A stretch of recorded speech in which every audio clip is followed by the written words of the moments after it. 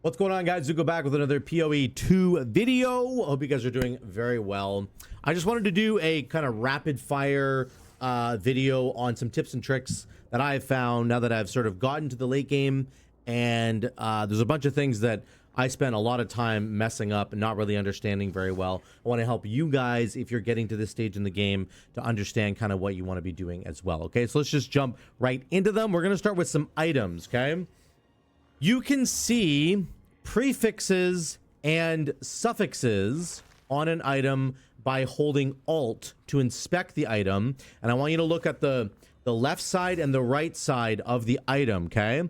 Next to each modifier, on the left side, it shows prefix, the prefix section, and the suffix section, right? You can see right here, prefix, suffix, it's got the two different sections divided. So you can see exactly which one of these mods is a prefix and a suffix, which is very important. It's important on items that are not fully crafted yet, right? Look at this one here. We can see this one has 4 prefixes and only 1 suffix. So you know that you're only going to get suffixes if you start rolling this, which, you know, that might be helpful depending on what you're trying to craft. Okay, that could be really, really important. So just remember, hold Alt and you can send. You can also see the tiers of each, and it'll show you tier 1, tier 3, yada, yada, yada, and so forth. The higher the tier, the better the roll actually is, right? So this damage roll, for example, on my staff is a T8 damage roll. There's a T7 cold roll. And then I got T4, T3, T3, T3. So ultimately in the end game, you're going to want to find items that have everything is rolled high, T8 or higher, you know, whatever it actually ends up getting to when you get to the late game. Because I'm just in the beginning of the late game now, okay? That's really important. I just discovered that earlier today. You can now navigate to the Trial of Chaos from your map. It's on the right side. It just says click to travel to the Temple of Chaos, and it doesn't work because maybe I'm not on the minimap. I click here. There, it just automatically takes you there. If you're clicking the waypoint, it'll automatically take you to the Trial of Chaos, which boom, there you go. You're here, which is really, really cool, okay? Speaking of the trials, I'm going to say really quickly, this was something I didn't really understand, but the ultimatums, if you're trying to get your ascendancies, it will now show you whether or not you will get your ascendancies, okay? So, unfortunately, this one, not showing the correct thing there, I don't think. But if you want to get your first ascendancy, if in Sanctum, let me show you the Sanctum one really quickly. Your first ascendancy as Sanctum requires 1 trial. You can see my inventory. There's a number of trials is 1 right here. Okay. Then you're going to have, if you want to do your second ascendancy point, you have to do 2, and then it's 3, and then it's 4. So the Sanctum one is very, very simple and straightforward. Okay.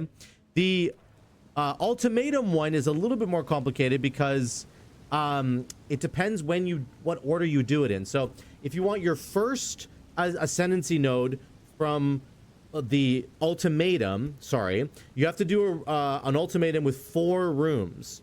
Okay, to get your second ascendancy point, you have to do 7 rooms. I can't put my fingers up. 7 rooms. If you want your third ascendancy point, you have to do all 10 rooms, and you have to have an ultimatum that has 10 rooms on it. If you want to get your fourth ascendancy node, you actually have to end up fighting the trial master himself. There's a special encounter at the very end. You have to go fight the trial master. It's like a big boss fight. So that's how that works if you're looking for your ascendancy points. It's kind of confusing because early on, you can do Sanctum. You can do the first Sanctum, okay, which only has 1 trial, and then you can do the ultimatum one, and then you could do that, I think, at level with the one that only has 4 rooms or the one that has 7. So in order to get your first ultimatum done, you can do either a 4 or a 7, and that'll get you your second ascendancy point, which is very freaking confusing. Kind of wish GGG would change this.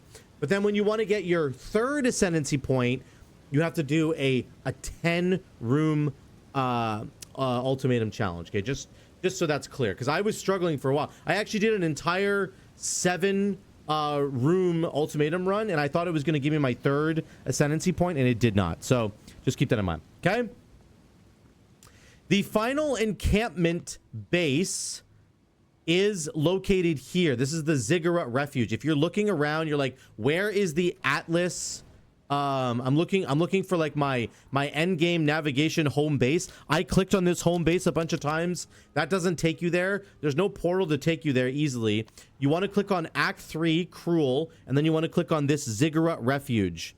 That is going to take you to the actual like home base of operations where the map device is. Before you get your hideout, this is kind of where you want to go. Okay, that took me forever to figure that one out, so that was kind of annoying. The map will show you bosses that you can kill with upgrades. This is really important. So if you're wondering, do I have all the upgrades from the campaign, you can check that by the pluses that are next to enemies. So I think somebody else did a video on this recently. That was really great. So you can see this is grayed out, this one here. That means I did it, and it gave me whatever bonus it wanted to give me. This one is grayed out with the plus sign, right?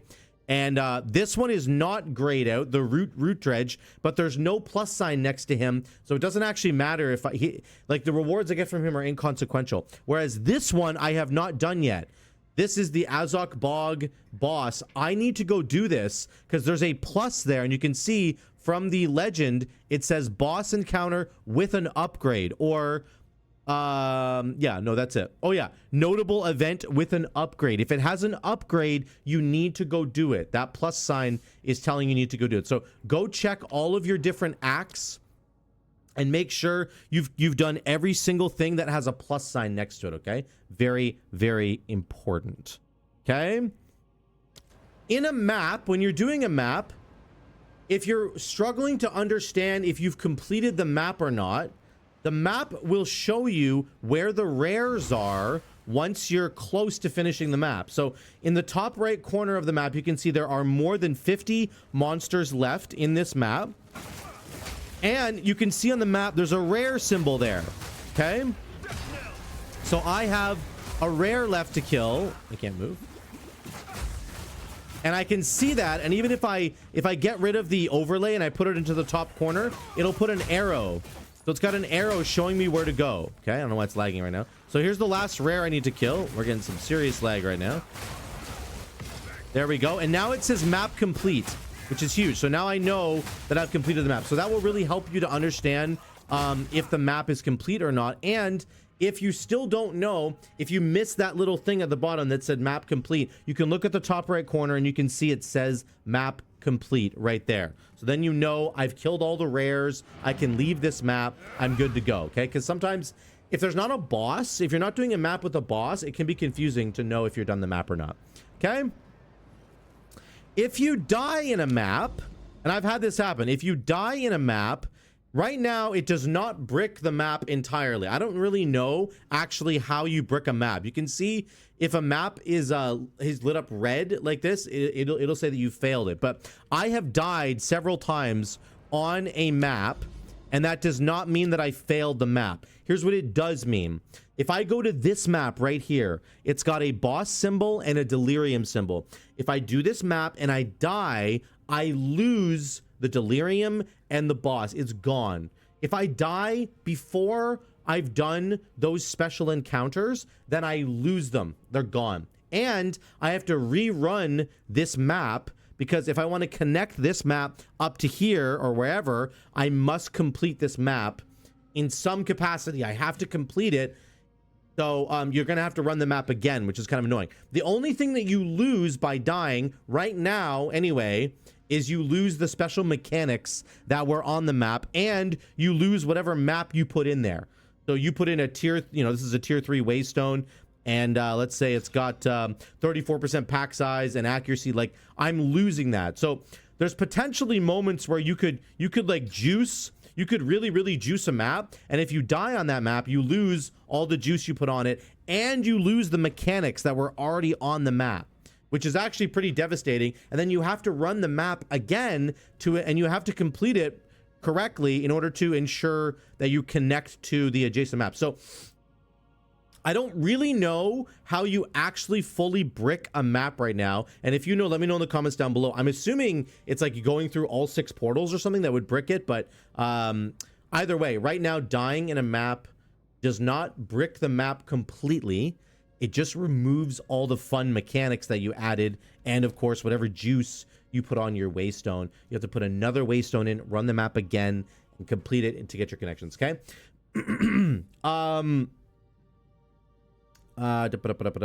Yeah, let's talk about gameplay. One thing I want to help you guys, if you're struggling to survive, I would highly recommend that you get defensive spirit gems. So spirit gems are, of course, like the auras and the persistent effects that you can have on your character. For me, I have one offensive thing, which is Herald of Ice, and then I have two defensive ones. And Ghost Shroud for me, of course, I'm an evasion energy shield character, which is why Ghost Shroud is like perfect for me, right? Or Ghost Dance, sorry. It's going to give me energy shield back if I take a hit. Very, very, very important. And then Grim Feast is a new spirit gem that I did not realize was as strong as it was. It looks like it's meant only for minion builds, but it's really not. It's meant for any energy shield builds at all. When you kill an enemy, you'll get this little thing that will go into your character and it will give you extra energy shield. It can overcharge your energy shield. You can see in the bottom left, I have 907 of 571. So my energy shield is almost doubled. It can actually go up even higher. And the extra energy shield that you're getting lasts for a long time.